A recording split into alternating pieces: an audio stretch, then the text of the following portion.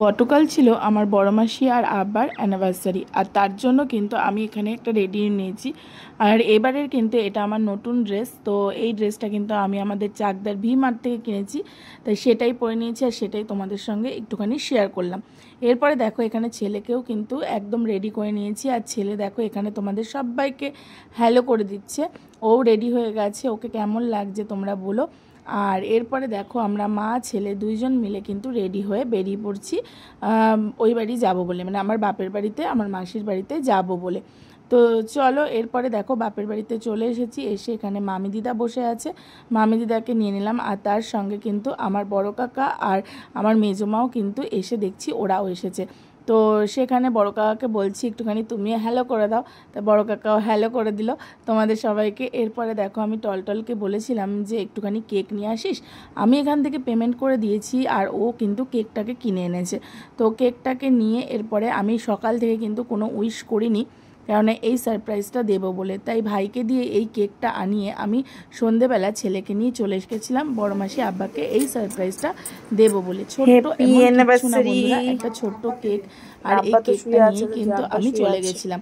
তো বড় মাসি বলছিল যে আমি জানি তুই আসবি, তো তাও মানে হয় না, মানে তাও আমি সারপ্রাইজটা দিয়েছি। আমি জানি যে বড় মাসি জানবে, আর বড় মাসিও সেই আইডিয়াটা করেছিল।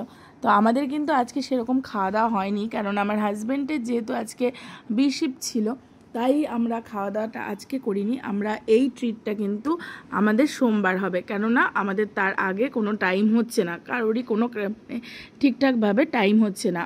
আর এই দেখো আমার ভাই কিন্তু ওর পছন্দ মতো এখানে কেকটা নিয়ে এসছে, আর কেকটা কিন্তু দারুণ টেস্টি ছিল।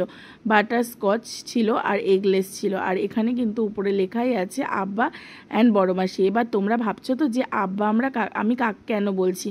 ছোটোবেলা থেকে আমি আমার বড় মেশোকে কিন্তু আব্বা বলেই ডাকি, আর তোমরা সকলেই জানো আব্বা মানেও কিন্তু বাবা। হ্যাঁ, আমার বাবা যেমন সেরকম কিন্তু আব্বাও কিন্তু কোনো অংশে কম না। আমার মানে যদি আমার মাথার উপরে যদি সবথেকে বড় জায়গা হয়ে থাকে কেউ, তাহলে কিন্তু আমার আব্বা।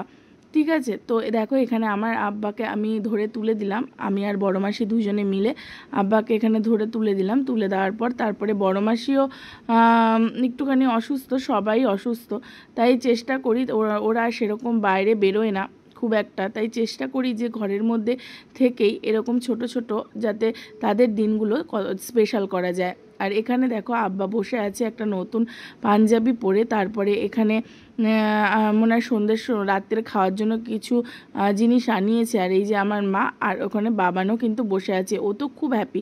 তো চলো এবারে কেকটা আমরা কাটিং করে নিই। Happy anniversary to you, happy anniversary to you, happy anniversary dear বড় মাসি আব্বা, happy anniversary to you. Cake cutting হয়ে গেল। তো ভিডিওটা এইটুকুনি, আশা করছি তোমাদের ভালো লাগবে। ভালো লাগলে অবশ্যই একটা লাইক আর ফলো করে দিও।